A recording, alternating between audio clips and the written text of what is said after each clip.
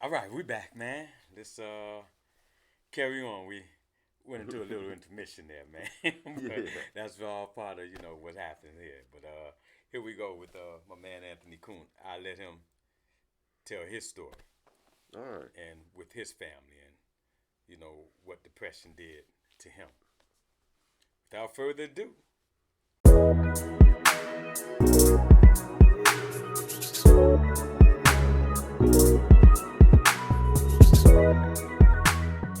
here's Kuhn. All right. All right. Yeah.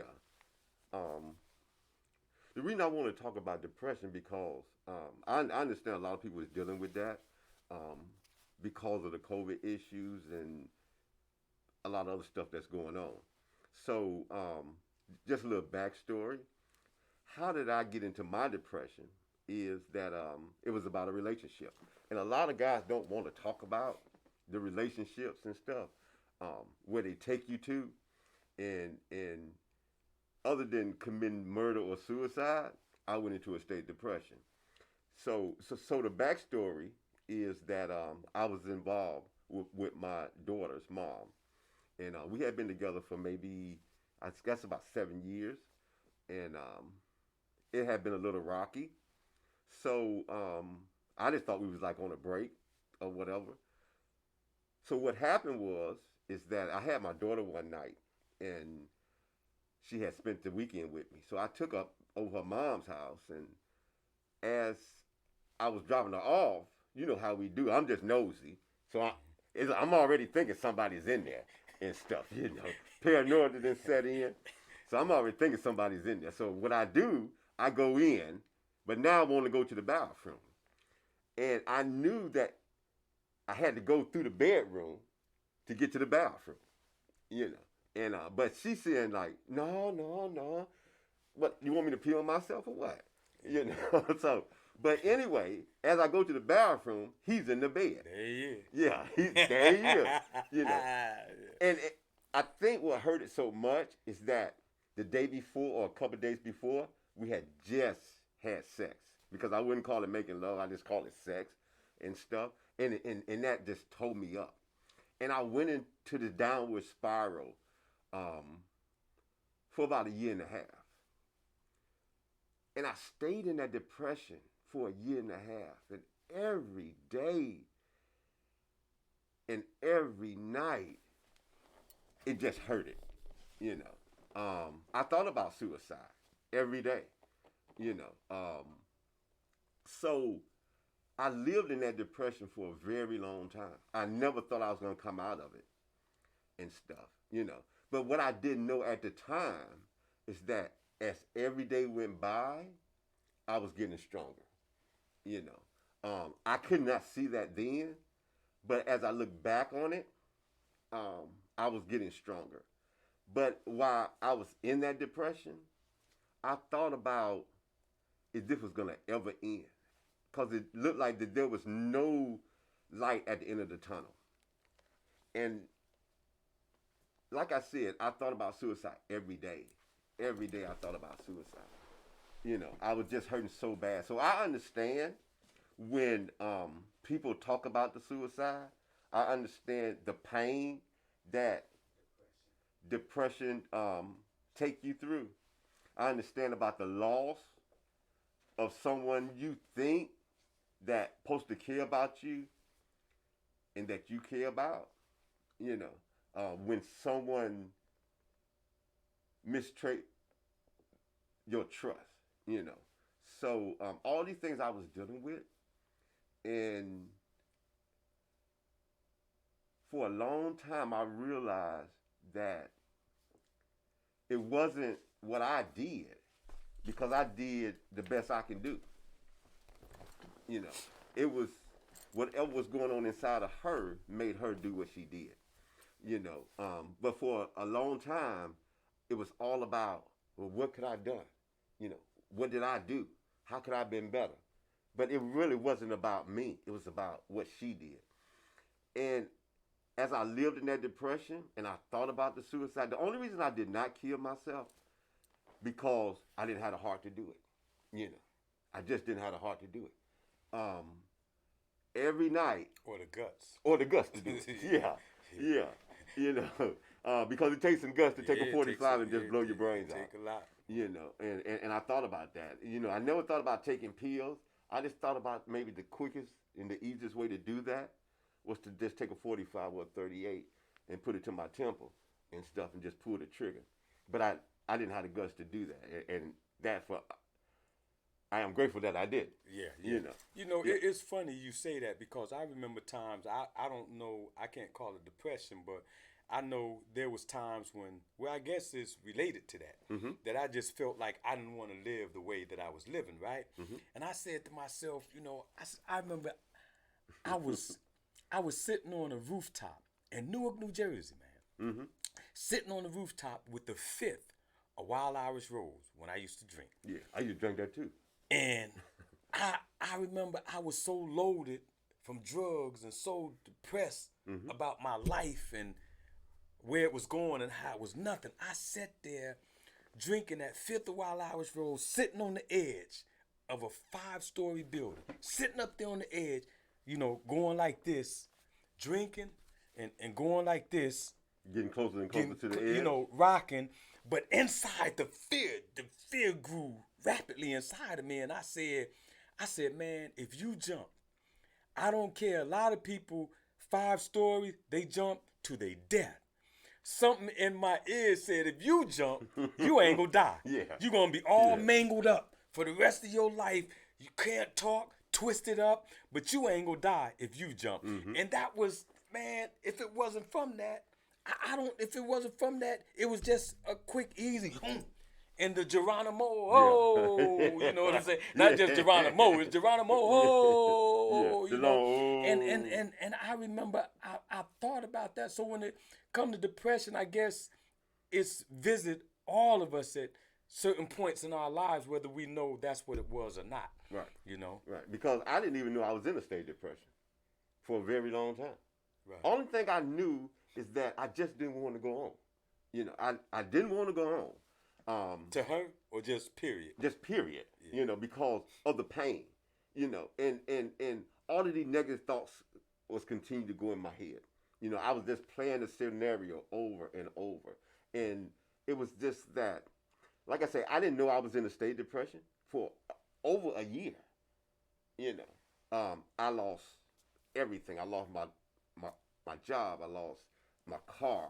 I lost everything. And the only reason that I did not take my life is because I couldn't. And I don't know if anybody understand that. Other than not having the guts to do it and stuff, I just couldn't.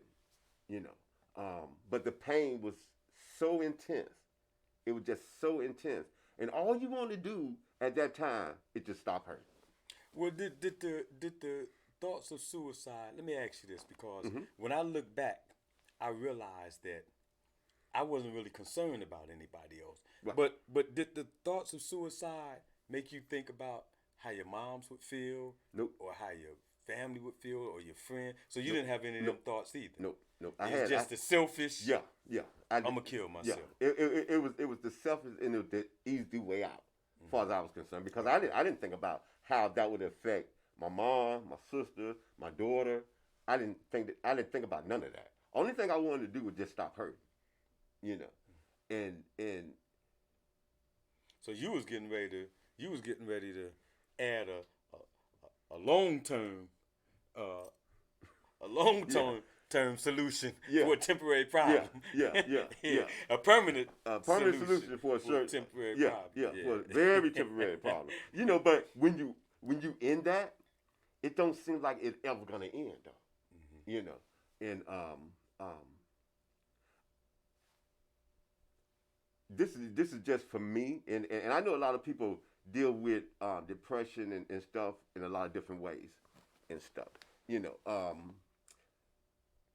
I had people telling me that maybe you might need to get you another girl. See, but I knew that if I would start messing with somebody, all I was doing was using them to make me feel better for a few minutes. And I didn't want to use nobody because I had just been used. So I knew the pain that I would probably bring Yeah, and stuff. that's deep. Right You there. know, so That's deep. yeah, yeah. I didn't want to hurt anybody else the way I was Don't hurt. y'all miss that one now. Yeah, All right. yeah. You know, so what I needed to do and what I thought I was doing all the time was working on me. You know, so as I in this state of depression, I'm doing this and I'm doing that. And when I say I was doing this, I was doing that. See, I had been clean for like maybe 10 years. You know, I had stopped all addictions with the drinking and drugging and stuff. So I've been absent. I've been clean for about 10 years at the time. And so I realized, even as I was in this depression, what used to help me in other areas in my life, you know, before I went into that depression. Because I was always going through something, and life is just life, you know. So I realized that I needed to just get out because the house was just suffocating me, you know. And I didn't want to go nowhere, but I knew I had to just get out, you know, because by me just getting out, it took a break of me thinking, you know. So that helped me to stop thinking about what I was going through, you know. So I would try to get out a little bit, but I really didn't want to go nowhere, you know, because I just didn't feel that anything would help, you know. So, like I said, for a very long time, and then as the time went on, I went into a deeper spiral of depression, you know. And what I learned is that if you're spiritual or if you're religion or if you got to exercise, whatever it is you got to do that, you know. And I wasn't a real religious person, but I had became spiritual, you know. So through my spirituality and some things that I knew that worked it in back then, I knew that it would probably work now as I was in this depression. So I began to do that. And one night I was in prayer in meditation, and it was revealed to me that I was in a state of depression, you know. And but because I was in a state of depression, I needed to know, how did I get there? Because the avenue to get to a depression, you just don't jump into depression. There's a road you got to take, you know. And my road was that I felt that she had rejected me. Mm-hmm. And that what took me into that state of depression, into that downward spiral, you know, the feeling of rejection, you know. So all my life, I always had a defense for the rejection. I would reject you before you reject me. So as I felt rejected, I went into that state of depression and stuff, you know. I think most of us don't like rejection. Mm-hmm. It's just a part of life that we have to deal with, because as men, you know, we're gonna go to talk to women. They're gonna say no. You know, we're gonna go for jobs. They're gonna say no. Right. You know, and I think through the years, you know, we're taught to deal with rejection because rejection is coming. I guess just certain levels of rejection we can't deal with. Yeah, Is what but, happens. Yeah, and that's true to a certain extent. Is that when you quote quote love somebody and stuff, and you reject it from that person, and that person rejects you, that's a whole different kind of rejection. Right. You know, and that's the kind that I went through that brought on the depression. You know, so Well, I understand that because I so often talk to people and they say, well, the way you deal with that is you spend time getting to know you, or you spend time with yourself, and I just don't believe in that in the way that other people believe in that. Right. Because I believe, and I got a friend of mine now who was big on that. Well, now you just got to learn to live with yourself and spend time with yourself, and then when you meet somebody, you'll be prepared for that person, and yada yada yada. Well, you're never really prepared for somebody that you meet that you don't know, because you don't know the person until you learn the person. Right. So even though you get yourself together, which may help, that other person is a whole different personality. And True. once they personality mix with your personality, that's when the understanding of lack of, plays a part in it. That's when loving them too much or not loving them enough, that's when all of that stuff becomes part of what it is. You can't just, it's not a cookie cutter type of way that you become, and you're not, you can't fall in depression because you practice getting to know you. Because you could meet a girl again and fall head over heels for her more so than you did with this one. Okay. Right. And you don't know where that thing would have you end up. You know where the last one had you ended up, and that's not where you want to be. Right. But love, does a thing that it doesn't have like this certain rule.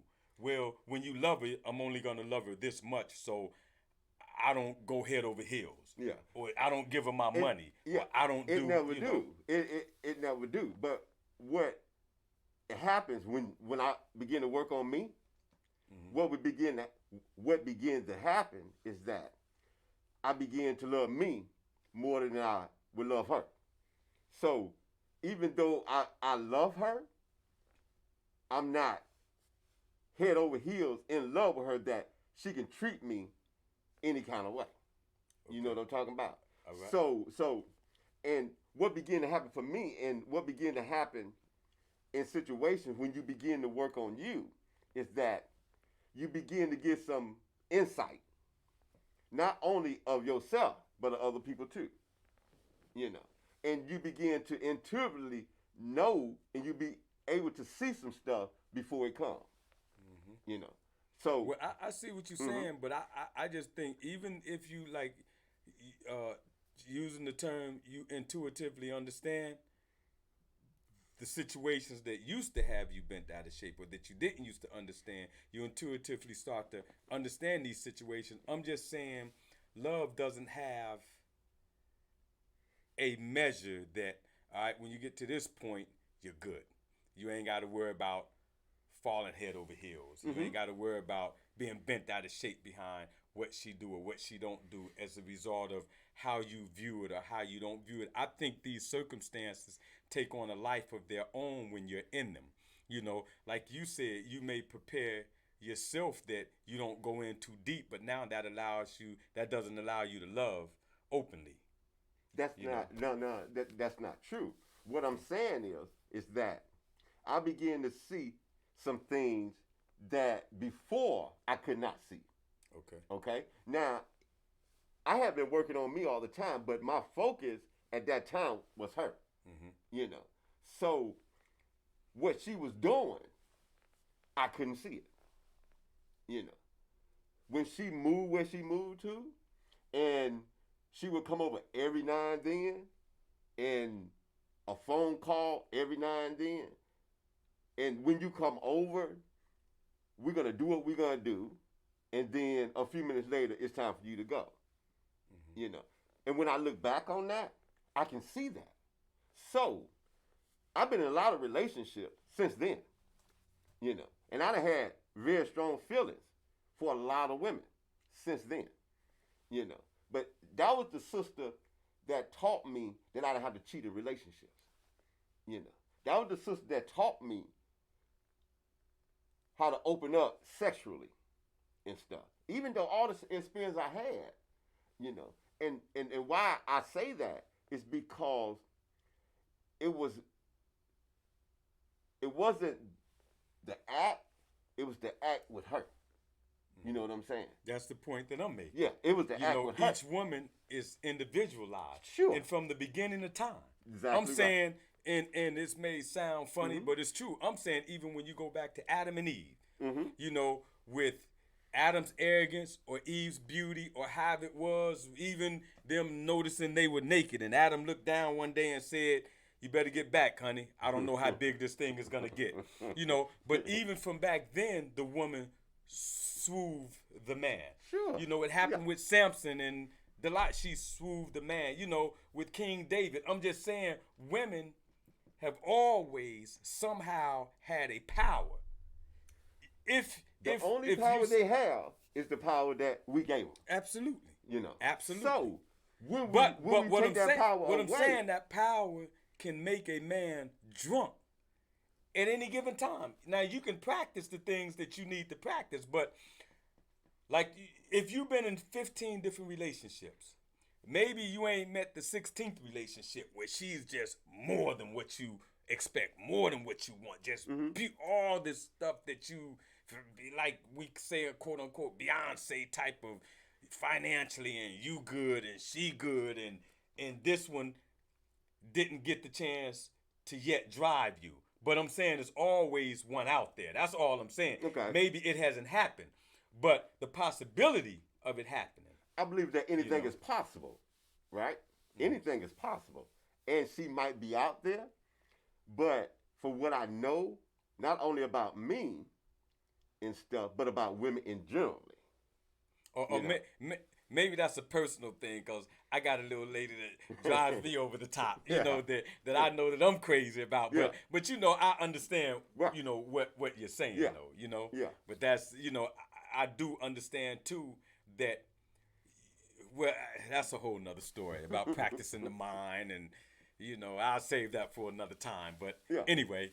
So, and I understand where you're going with that, but but what I do understand is that a woman can only take you as far as you allow her to take you, and stuff. So if I don't allow her to take me all the way to the edge, so when I feel like I want to jump, if I ain't all the way to the edge, I got a little bit further to go before I jump. But if I'm all the way to the edge, I ain't got nowhere to jump but over.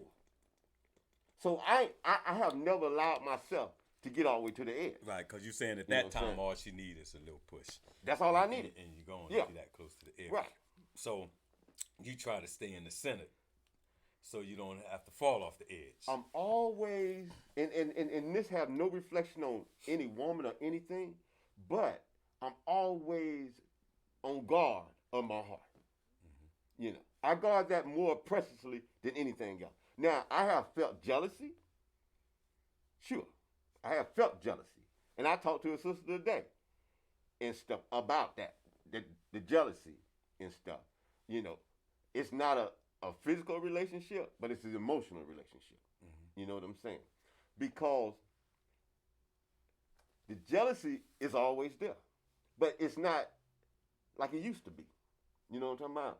That's because of the work that I did with me, and stuff. So I'm always aware is that.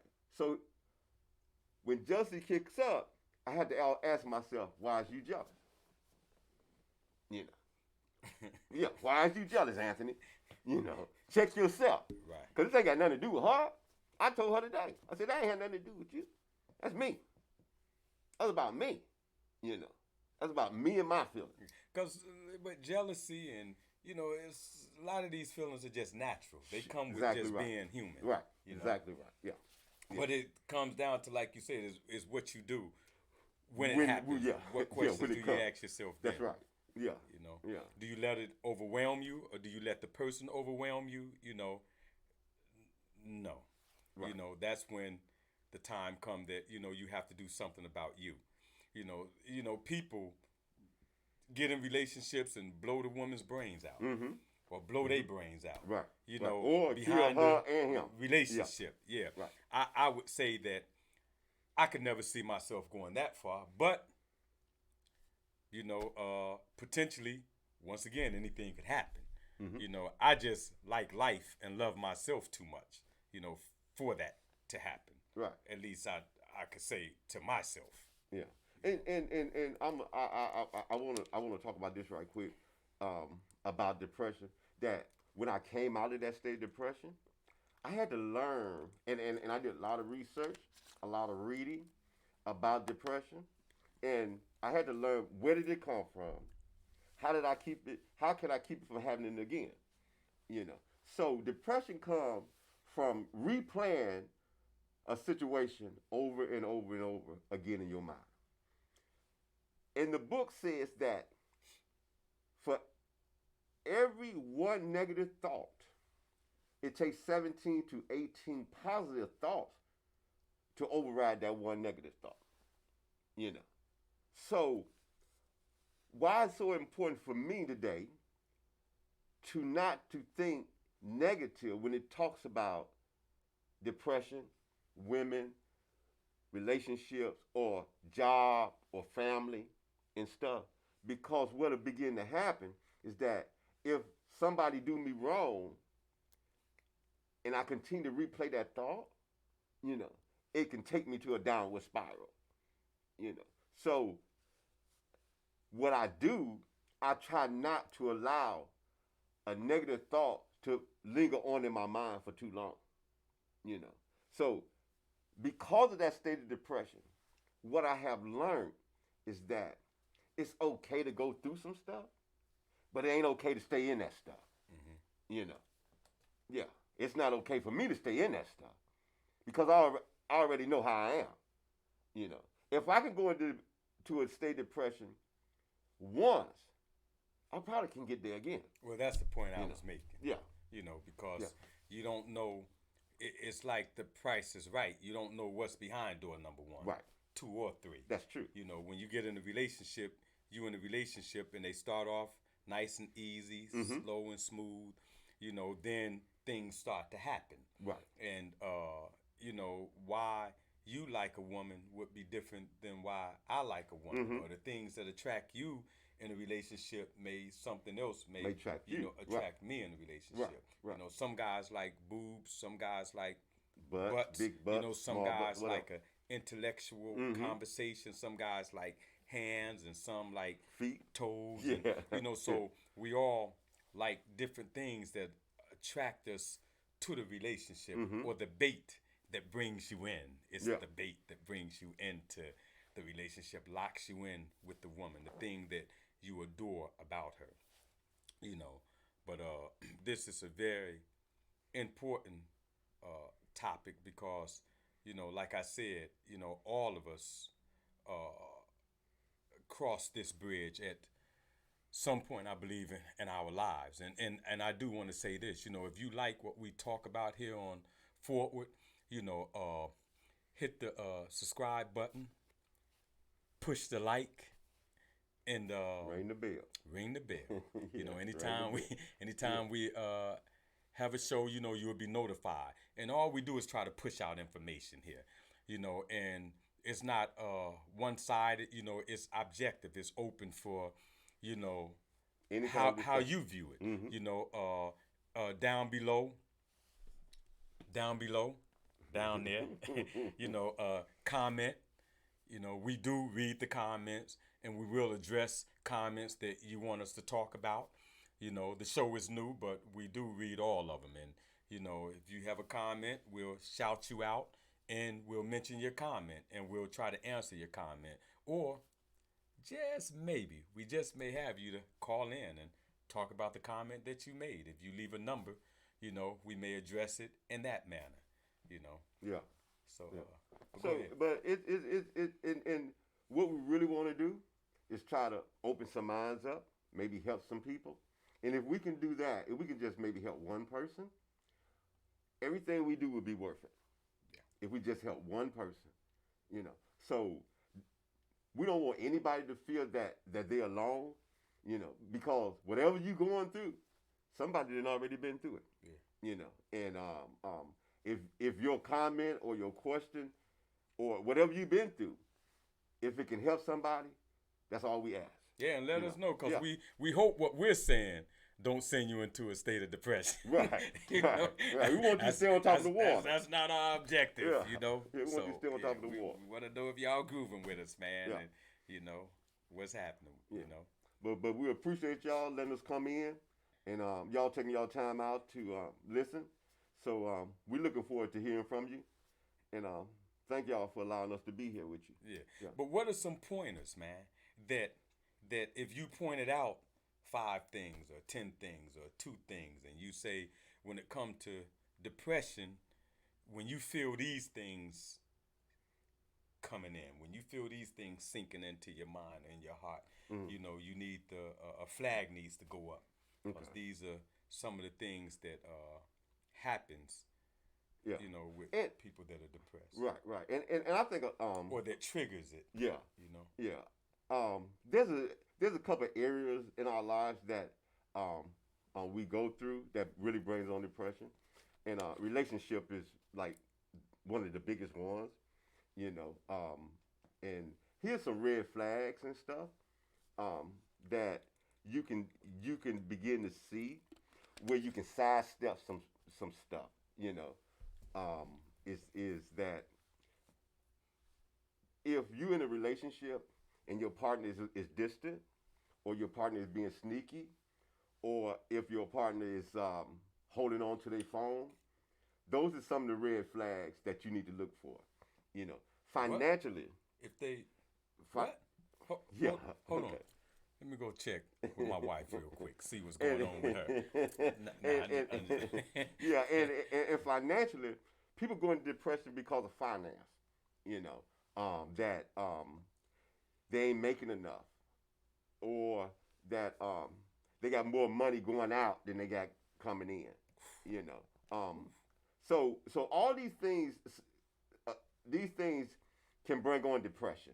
You know, so some of the you give an example, or you talking about me no, personally? no. You know? If I'm stepping on any toes, just say out. Ouch, You know, yeah. ouch, man. You just say out. You know, if I'm stepping on I any get. toes, just say out. You know, Is that the thing when you throw the rock, the yeah, dog can bark the yeah, loudest? yeah. That's when you know who the rock hit. Yeah, yeah. Yeah, You know, and people going through depression because of this pandemic and stuff. You know, you got kids going through depression and all these things. You know, when you begin to see somebody withdrawing, and they like when they used to be outspoken and they used to be outgoing, when they start withdrawing and stuff, they don't want to socialize like they used to. yeah, that's good. You Right know, there. those are some of the signs of depression is setting in. You know, so when you begin to see these things, then you'll know that something is not right. Mm-hmm. You know, the greatest cure, the greatest cure is to let somebody know Hmm. what you're going through. That's the greatest cure, is to let somebody know what you're going through. Because sunshine overshadow darkness all the time. So y'all heard that one, right? Yeah. Let somebody know. Right. They say you as sick as what? Your secrets. So Yeah. let somebody know you ain't got to stay in the dark by yourself. You ain't alone, man. No. You're not the only person who's ever been depressed in life. You're not the only person who's ever going to go through depression in life.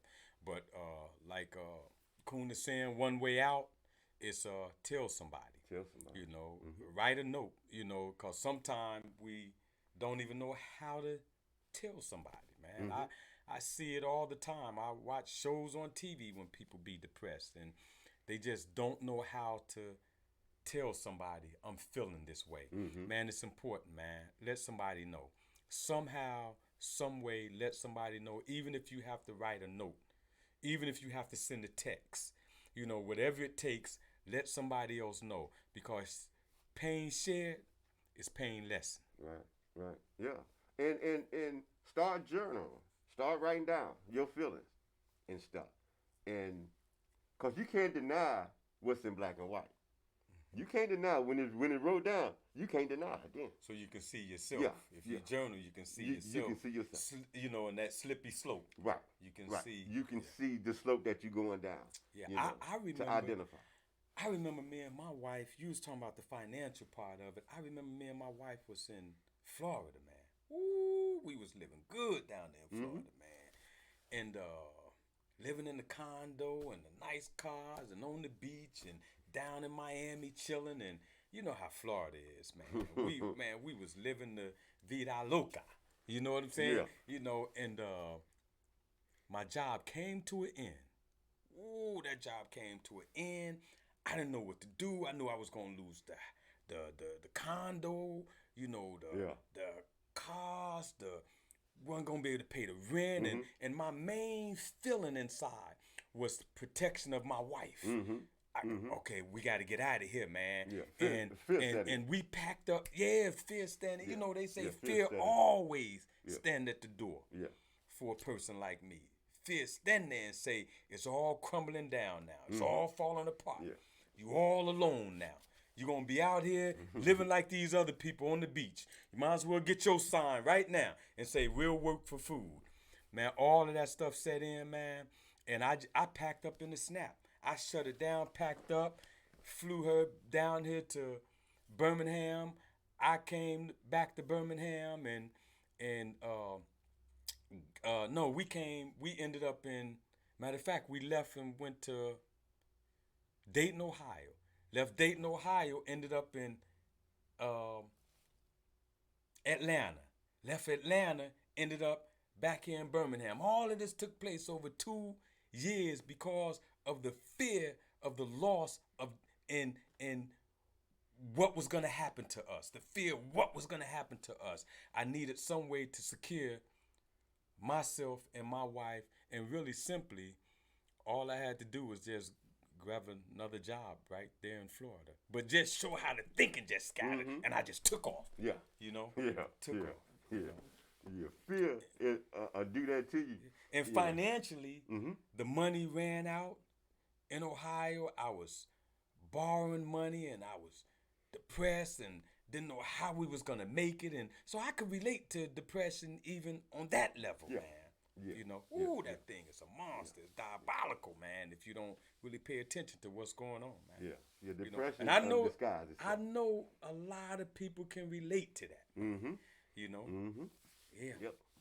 So that's what I'm saying. Comment below because I want to know some of the things that you might have went through in depression. Right. You know, when it hit you. You know, but the one thing that I say is that I'm a survivor from depression. I'm a survivor. Anthony is a survivor. From depression. Yeah. And you can survive, you can survive Right. from depression. Yeah. You know, anxiety, all that stuff. Matter of fact, I think we're going to have one of these sessions on anxiety, being that we're talking about depression, and then we're talking about depression and anxiety, man. Yeah. So stay tuned for that one. Look for that one to come in the future. It's coming. You know? It's coming. So with that, man, you know, anything else you want to say, man? Comment, because we like to hear from you. If you done got through a state of depression, how you got through it, we need to hear all that. Yeah, and stay with us, man. Yeah. You know, in the future, we're going to have some giveaways, some things that you can win, some things that you can get. Man, I'm going to give away a nice pair of Nikes, man. Let you design them all by yourself. Personal pair of Nikes, man. So just stay with us, subscribe, and what we're going to probably do with those Nikes, man, we're going to ask for your size. We're going to ask, what do you want on them? We're going to special design them for you, right here on Forward. We're going to specially design them for you, and we're going to send them out to you. But first, we're going to show everybody, and then we're going to ship them out to you. And when we do, we want you to comment or, on your page or wherever you are, take a picture of yourself wearing them so we could broadcast them here, man. Yeah. We're going to do a lot of fun things, man. We just starting out slowly but surely. We're getting there. Yeah, y'all hang in there with us, though. Yeah. Y'all So hang in there. I'd like to say, everybody, thank you for coming through. Thank you for sitting with us. And we'll see you next time, right here on Forward. Yeah. We're hollering. All right. That's pretty nice. Yeah. Yeah, that's pretty nice. Hold up. Did I hit Coon?